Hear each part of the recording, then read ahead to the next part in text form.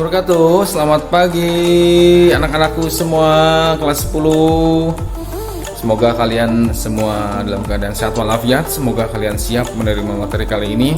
Yang kali ini nanti akan kita bahas tentang peta minda atau mind map. Gimana sih caranya untuk bisa membuat suatu konsep atau ide dengan tanpa banyak tulisan kita nyatet. Jadi kita menggunakan software namanya iMind Map 9. Hesenya. Oke, welcome to this section. Terima kasih. Assalamualaikum warahmatullahi wabarakatuh. Oke, sip, semangat.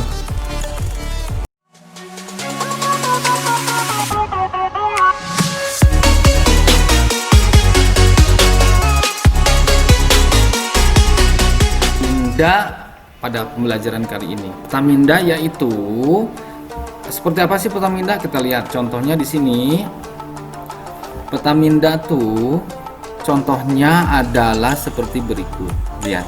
Nah, di sini kita akan ada namanya mind map gaya belajar. Nah, ini adalah gambaran dari ide utama. Setelah itu nanti ada cabang-cabang ya.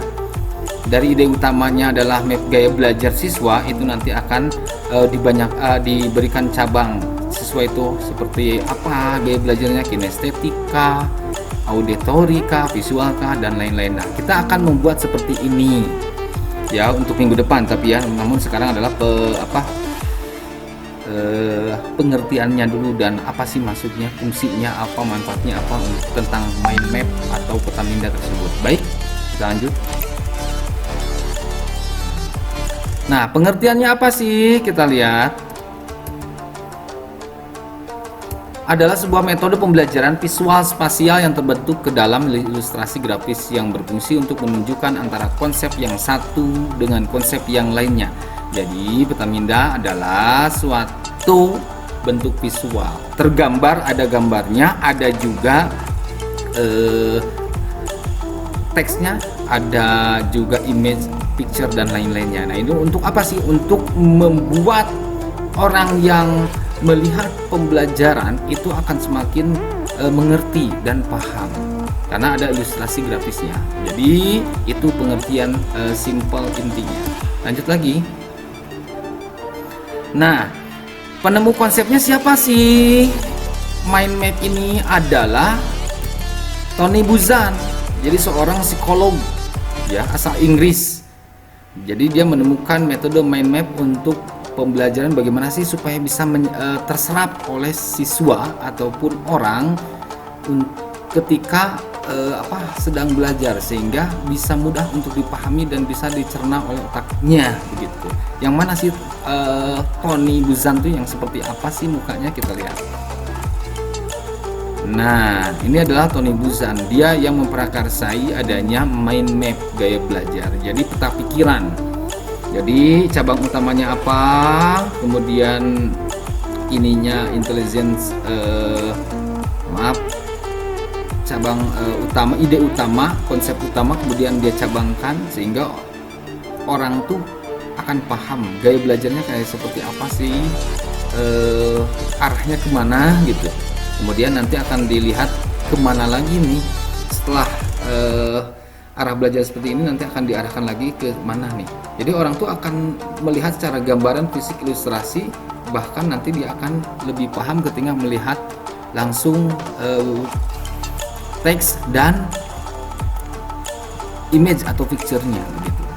Nah, ini adalah Tony Buzan ya, Tony Buzan sebagai penemu dari mind map. Lanjut. Baik.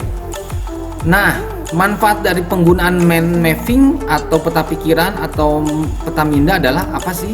Jadi peta minda itu digunakan untuk memvisualisasikan rencana atau konsep dan juga pikiran kita dengan cara yang lebih baik begitu ya. Jadi lebih terperinci, lebih terkonsep, lebih tersusun dan terbentuk secara sistematis gitu. Lanjut lagi. Nah, keduanya dapat membantu kita untuk mengembangkan sebuah gagasan atau ide pokok tanpa hambatan apapun. Kenapa? Karena ada cabang-cabang lainnya sehingga kita akan tersistem gitu ya, akan tersistem arahnya setelah ini tuh apa sih. Misalkan setelah makan pasti minum. Nah, itu adalah gambaran sistem gitu ya. Jadi sudah terakomodir dalam otak ketika menggunakan peta minda, itu akan tergambar, terrealisasikan arah selanjutnya itu akan seperti apa begitu. Ide selanjutnya itu akan seperti apa. Lanjut. Untuk membantu kalian dalam membuat kerangka atau rencana sesuatu cerita juga. Jadi ketika ada ide pokok pasti ada cabangnya. Nah, jadi lebih enak gitu ya. Nanti kita akan merangkumnya, akan membuat sebuah ide, konsep ketika kita buatkan itu pasti akan lebih gampang nantinya. Lalu peta ini juga sangat bermanfaat untuk merangsang kinerja otak kanan dan otak kiri secara bersamaan. Jadi ketika kita mengerjakan sebuah peta minda atau membuat peta minda, itu akan merangsang sel otak kanan dan otak kiri agar bekerja secara bersamaan, ya, sehingga itu bisa mencerdaskan juga dan bisa menyehatkan juga, akan terlatih dan tentunya jauh akan kepikunan begitu ya. Lanjut. Nah, dapat membantu juga lebih mudah untuk memahami sesuatu. Betul, kenapa? Karena dilengkapi dengan gambar ilustrasi dan berikut teksnya, sehingga orang tua akan lebih paham arahnya kemana. Disertai gambar, ilustrasi, dan teks tulisan itu akan lebih mudah informasi yang diberikan itu diterima begitu. Lanjut. Nah, bisa digunakan juga agar membuat alur kerja proyek lebih teratur dan berurutan. Kenapa berurutan? Karena tadi ada ide utama, ada konsep, dan dilengkapi dengan cabang-cabang, sehingga setelah yang pertama tuh kita apa dulu lagi nih, setelah yang pertama apa lagi nanti muncul begitu. Nah, itulah fungsi dari manfaat dari peta minda selain yang lainnya gitu. Jadi kita akan lebih terstruktur, teratur setelah langkah yang pertama, kedua, nanti ketiga apa nih? Oh, kita jadi tahu begitu. Jadi terarahkan begitu. Lanjut. Nah, peta minda sangat bermanfaat untuk membantu kita dalam memetakan suatu ide pikiran agar lebih sistematis.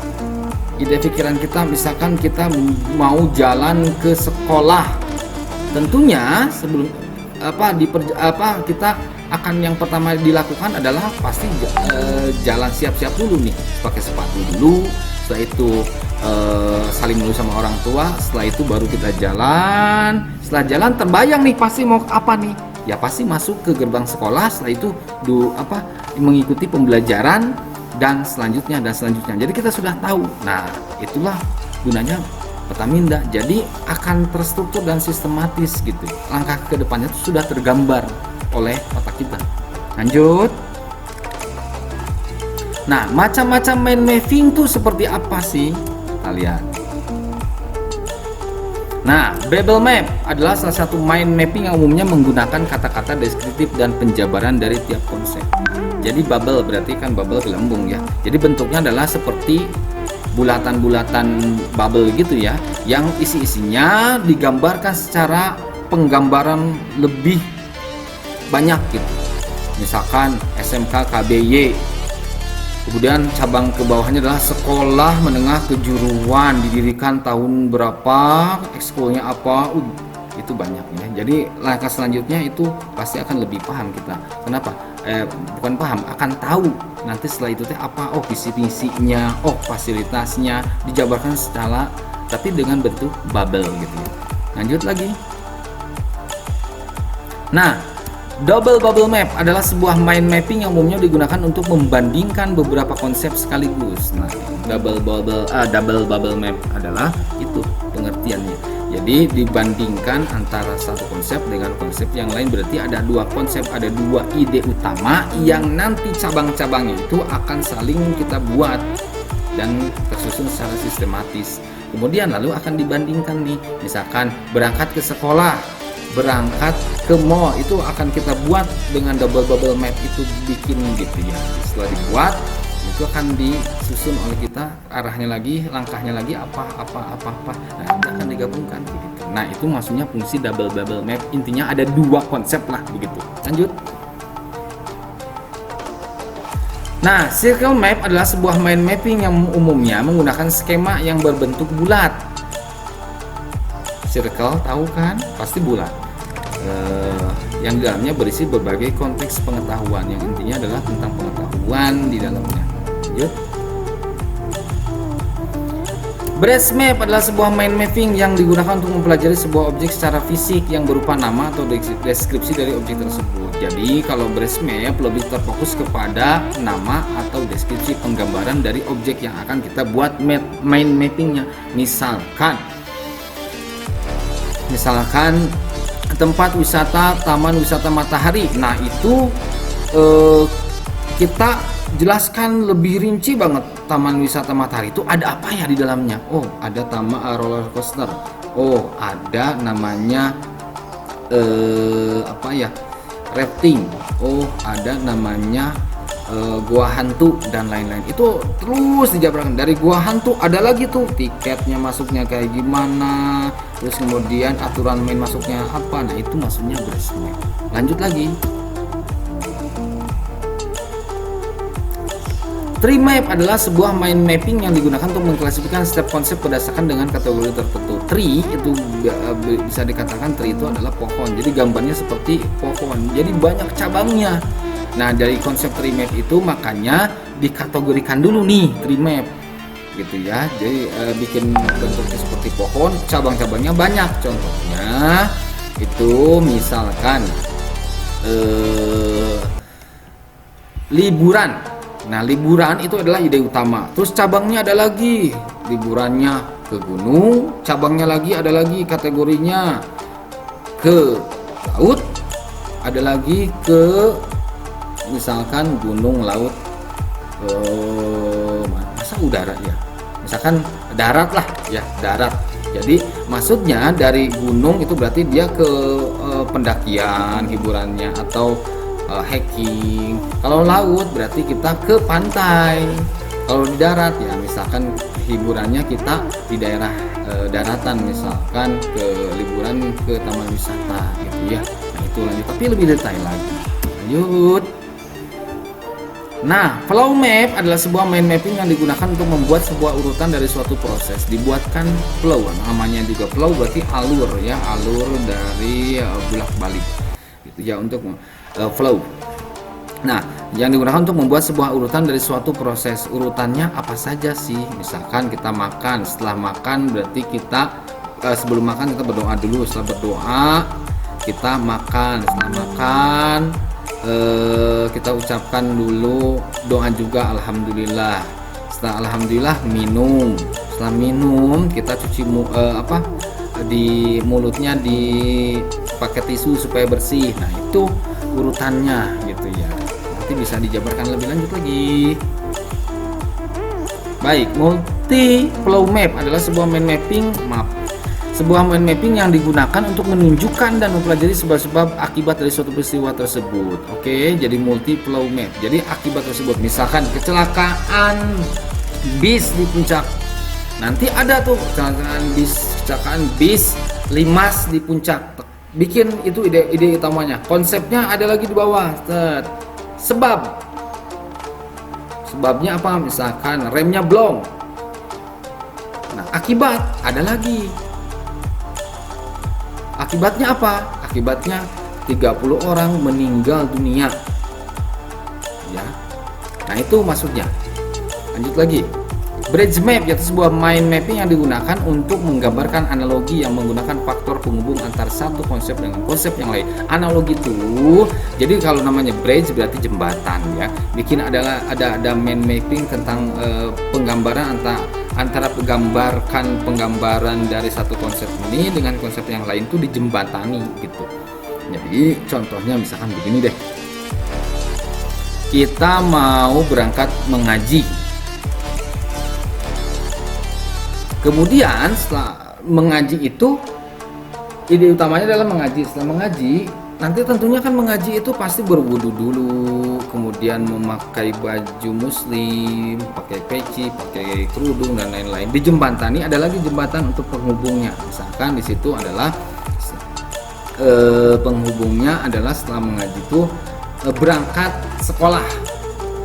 Nah, berangkat sekolah ada lagi tuh mandi, mungkin sudah mandi ya, pakai baju seragam dan lain-lain lah. Nah itu teh dijembatani, jadi saling keterkaitan begitu maksudnya.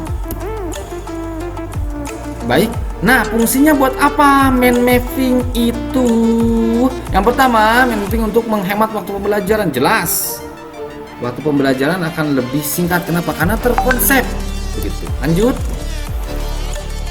Sebagai salah satu fasilitas dari metode pembelajaran. Kenapa? Karena dengan mind mapping, siswa yang auditory, siswa yang audiovisual, siswa yang kinestetik akan terfasilitasi.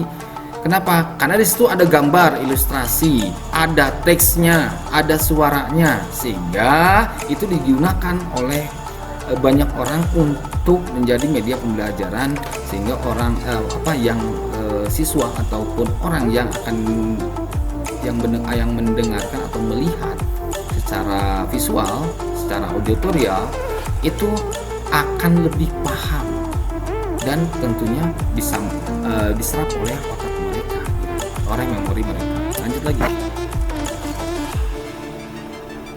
Berfungsi untuk memperkuat ingatan dari para siswa. Jelas sekali. Kenapa? Karena ada bentuk warna, ada bentuk gambar, ada teks, ada cetak tebal, ada cabang, sehingga akan melihat, oh warna ini tuh tadi apa ya? Oh tentang ide utama liburan.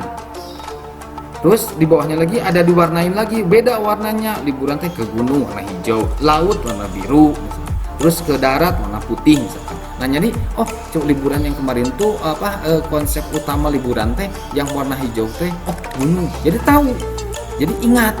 Selain dari penggambaran ada gambar image gunungnya, lautnya, dan disertai dengan teks gitu. Nah akan lebih paham, akan mudah diserap oleh siswa gitu. Dan diingat. Lanjut. Berfungsi agar siswa dapat menginterpretasikan semua pelajaran yang sudah dipelajari. Jelas sekali. Kenapa? Karena terakomodir semuanya. Jadi sudah jelas semuanya, ada ini, ada gambar, ada image, ada audio, ada juga teks tulisan, ada cabang utama, ada warnanya, ada bentuk dari bangun ruangnya, sehingga siswa sudah jelas pasti kalau udah begitu ingatan mereka akan lebih begitu ya, akan lebih diingat, akan lebih mudah untuk direkam. Begitu, itulah dari mind mapping fungsinya. Baik. Peta minda tuh seperti itu ya gambarannya. Jadi mudah-mudahan kita nanti mohon untuk dijeda dulu oleh kalian ketika ditonton, dan minggu depan kita akan praktek tentang peta minda. Bapak akan tutorialkan gitu ya, cabang utamanya apa, idenya apa, konsepnya apa, seperti itu. Baik, mudah-mudahan sedikit tapi bermanfaat dan tentunya bisa membuat kalian lebih berwawasan kembali. Baik, nanti akan Bapak buatkan untuk minggu depan itu konsepnya, yaitu tentang sekolah sajalah, tentang sekolah, atau konsepnya bisa yang lain lah. Tapi kita coba arahkan untuk ke sekolah dulu ya. SMK KBY ide utamanya, konsepnya nanti apa, cabangnya nanti apa, dan lain-lain lah gitu. Dengan menggunakan software eMindMap 9. Bagi kalian nanti bisa dicoba di rumah ya, yang mempunyai laptop atau komputer begitu ya. Terima kasih. Mudah-mudahan kalian tetap ceria, semangat, dan tetap optimis, confident. Jangan lupa sholat. Assalamualaikum warahmatullahi wabarakatuh.